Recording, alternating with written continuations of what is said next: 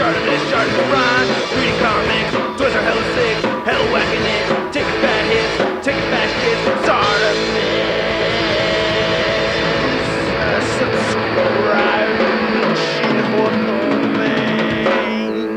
Looks like gotta be a weird fetish for somebody out there, right? Painted crack. Hey, what's up you guys? ShartimusPrime here, doing another Marvel Select action figure review on the Captain America Civil War movies Winter Soldier. Yes, we finally get an MCU Winter Soldier figure from Marvel Select. I'm very excited for this, especially that metallic arm. Looks really good already. Anyway, on the side, you can see Sebastian Stan right over there, kind of looking like Luke Skywalker. You ever see that side-by-side comparison with the young Mark Hamill and Sebastian Stan? It looks pretty funny. Anyway, you get the Winter Soldier over there, and then you get the two other figures from this wave. There's a read-up. If you want to read it, go ahead and pause it now.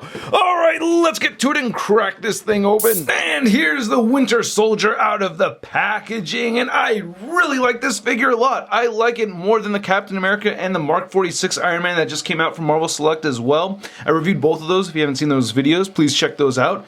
But this figure right here, really cool. I really like the sculpt a lot. I especially love the bionic arm right there. That looks absolutely fantastic. Look how shiny that is. And he does come with some fairly decent accessories as well. So let's take a closer look at those, then we'll take a closer look at Bucky. So I love that this figure has interchangeable hands. We have two open hands right over here for gun holding, and they have trigger fingers sticking out on both of them. Very nice. I like these. And then he has two fisted hands, which is all I really need for interchangeable hands. I'm happy with these. We have the ATST 350 over here looking awesome. As you know, that's the official terminology for this particular gun. ATST 350, right? You like that, huh? I'm just pissing off gun nuts all around the world, right? But anyway, looking at this, I think it looks really good. I like all the sculpted lines and everything. As I brighten things up, you can see the details a little bit better right there.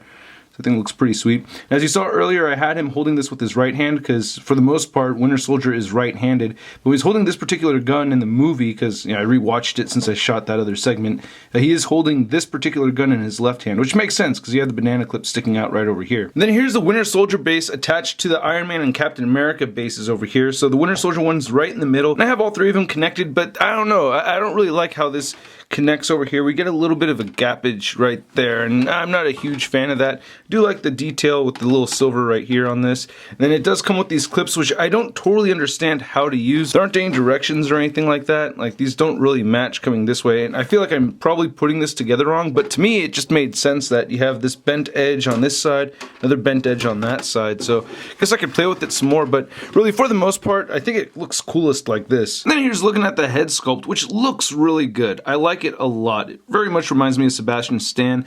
I can't say it's 100% dead on, but I'm impressed by it. I really do dig it. To me, it kind of has a Viggo Mortensen look to it, just a little bit from Lord of the Rings, you know? So, I don't know. I still think it looks a little bit more like the Winter Soldier than Aragorn, but, you know, I don't know. I like this. I really like the paint on the flesh tone right over here. I think that looks really good. As I darken things up, you can see there's just little bits of color variation in his skin. I think that looks really good. I like the facial hair on there and everything. The eyes are just a little bit cockeyed, just the slightest bit, but not enough to bother me. Then on the hair, we get some nice brown over the black. I think that looks really good. Then coming down over here on this side, looks pretty nice. So yeah, I'm digging it. One of my favorite things about the figure is how film accurate this suit is. I really like his costume for this. It just looks really good. I guess it's not much of a costume really, but I mean, it's very film accurate, and I think they did a great job with the sculpted work here and the paint. I really like the glossy black that we're getting for the zippers. We're getting this very subtle blue over the black here, which I absolutely love. I love that attention to detail on this. It looks really good. Nicely sculpted wrinkles throughout. I'm really digging it. And then the silver for the arm. Oh my goodness. Oh, that is so tight, man. I'm loving it. Very chrome looking. Very, very bright. Just to compare the arm to the Marvel Legend version, you can see how much brighter this one is. So I definitely prefer this look over this one over here. Even though I do like the black trim on the star, this one does not have that, but still a lot better. And then this suit right over here, man. Rewatching the movie again, he doesn't look like this at all in the movie, ever. So this is really how he looked in the film. Looking at the rest of the figure, fairly consistent throughout. I really like the wrinkles, you know. It's just one solid look over here. And then we get these dark boots right over there, dark black boots anyway. I love the attention to detail by changing the colors of the soles. I think that's pretty cool. He does have peg holes underneath his feet. And here's looking at the back of the figure. We got the Bucky butt, Bucky back, Bucky head. And we get some decent articulation with this figure. As far as looking up goes, he cannot look up more than that, which actually isn't bad. At least he's looking up, right? Anyway, the head can move down this far. You get side-to-side movement over here. He doesn't really pivot to his right, but he can pivot his head to his left just a tad. Shoulders move all the way outward. Same thing on this side right over here. And they can only move down that far. You can move them forward. You get a single jointed elbow, bends all the way in. Same thing with this side over here. So that's pretty cool. I like that. And they all have rotation at the elbow too. All the wrists have side-to-side movement, and they all hinge up and down except for the gun holding hand for the right side. This one actually has a roll of the dice motion going this way as opposed to the up and down like that. Anyway, you have a diaphragm joint right over there. Not a whole lot of pivot movement and not any crunching without popping the thing out. Well, yeah, that's no crunching at all, man. So very unfortunate. Well, it just shifts kind of and shifts back right there. Of course, you get rotation over here. You also get a waist joint that turns side to side. Then you get these gaping crotch pit joints that kick all the way outward or move all the way outward that far.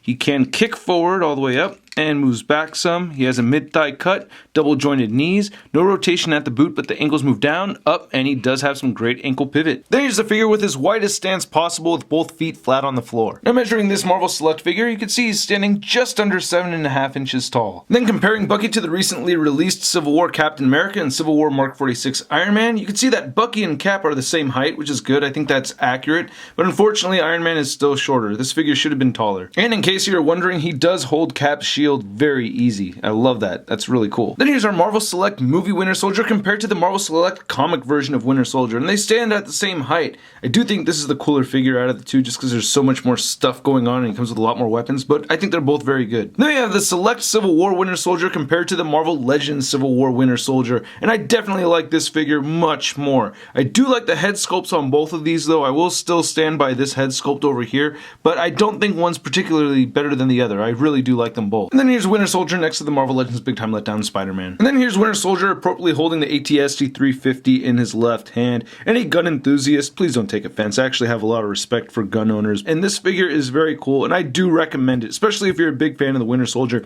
Anyway, I hope you guys enjoyed this video. If you did, please hit the like button. Please hit the subscribe button down below if you have not already for more Shartimus Prime videos. And then check around the tabs over on the side over there for some of my other videos, and you can see a photo gallery of images over at marvelousnews.com. Whoa. I'll catch you guys later. Peace. Posing action figures, I'm posing action figures, I'm posing action figures every day. I'm posing action figures, I'm posing action figures, I'm posing action figures, it's okay. That's crispy. Then here's Winter Soldier appropriately holding the